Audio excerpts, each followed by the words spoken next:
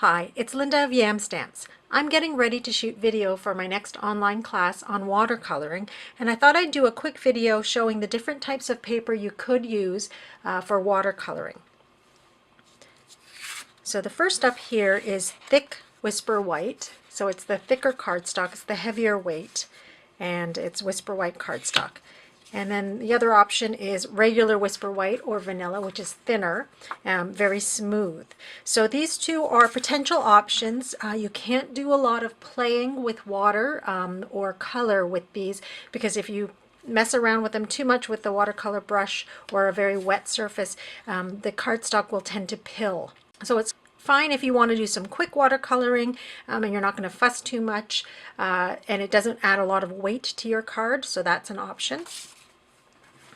Another option, which is similar weight to regular cardstock, is Shimmery White cardstock, and I'm not sure if you can see the shimmer or not. It's hard to film that, I think.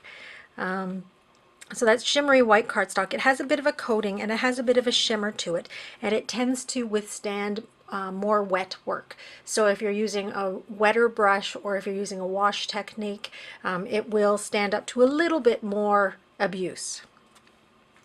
And the last but not least is watercolor cardstock. So this is the type that is sold by Stampin' Up. It is has more of a texture to it, or a tooth to it, and it is heavier. You can sort of see the difference between that. And if I do, that's the Shimmery White. That's the regular Whisper White. So watercolor cardstock or watercolor paper will stand up to much more wet work, stand up to a lot more abuse with the brush or a blender pen without pilling. So it is one of the nicest options. The downfall to it is because there is a bit of a texture to it, sometimes it's hard to get a nice solid stamped image on it. So it can be a little bit trickier to stamp on if you're stamping and coloring as well.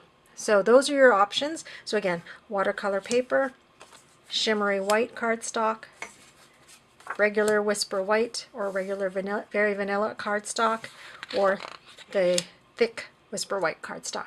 So these are options that you can look at for your different coloring techniques, and quick rundown. And I'll be looking forward to sharing some more techniques with you in the online watercoloring class.